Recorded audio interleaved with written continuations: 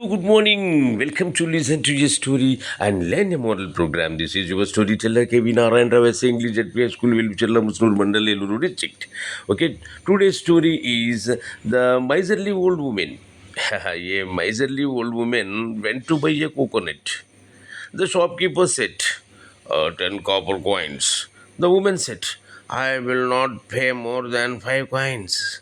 Then she walked 5 miles and went to another market.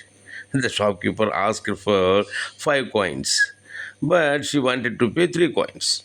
She walked another 3 miles to the seashore. The coconut seller asked for 3 coins, but she refused. She climbed the tree to pick a coconut for free. Suddenly, she slipped and broke her leg. She paid 1,000 coins to the doctor. The moral is a miser ends up losing all he boarded.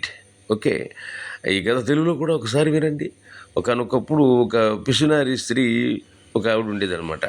ఆవిడ కొబ్బరికాయ కొందామని చెప్పి మార్కెట్కి వెళితే అక్కడ తను చెప్పాడు, 10 నాణేలమ్మా అన్నాడు.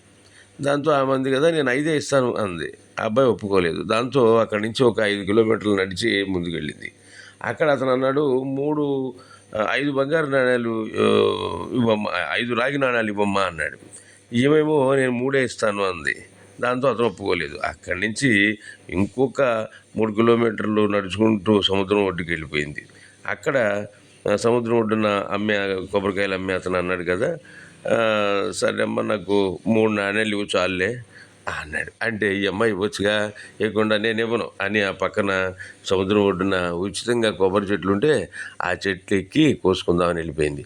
ఆ కొబ్బరి చెట్టు ఎక్కింది. పాపం కోసి దిగేలోపు జారి కింద పడింది, కాలు విరగొట్టుకుంది. దాంతో ఆమెకి చాలా నష్టం జరిగింది. డాక్టర్కి 10,000 నాణ్యాలు కట్టవలసి వచ్చిందనమాట. చూశారుగా, ఈ కథలో నీతి ఇప్పటికే మీకు అర్థమైపోయిందనమాట. లోభికి అన్ని విధాల నష్టం. లోభి అంటే పిసినారివాడు. అంటే దొరికిన దాంతో సంతృప్తి పడకుండా ఇంకా ఇంకా ఇంకా ఏదో సాధించాలనుకుని తాము చిక్కుల్లో పడుతూ ఉంటారన్నమాట. ఇట్లాంటి వాళ్ళని లోభి అంటారు. అట్లాంటి లోభిలు మనలో కూడా ఉన్నారు. కాబట్టి మనం ఎక్కడ జాగ్రత్తగా ఉండాలి, ఖర్చు పెట్టే దగ్గర, అన్నిటి దగ్గర. కానీ మరీ లోభత్వం, పిసినారితనం అనేది ఉండకూడదు అనమాట. ఓకే, ఈ కథలో నీతి ఇప్పటికే మీకు అర్థమైంది కదా. ఈ కథ నీతి మీకు నచ్చినట్టయితే మళ్ళీ మళ్ళీ వినండి. అట్లాగే మీ స్నేహితులకు పంపడం మర్చిపోకండి. మరలా ఇంకో మంచి కథతో రేపే కలుసుకుందాం. ఓకే, అంతవరకు సెలవు. బాయ్.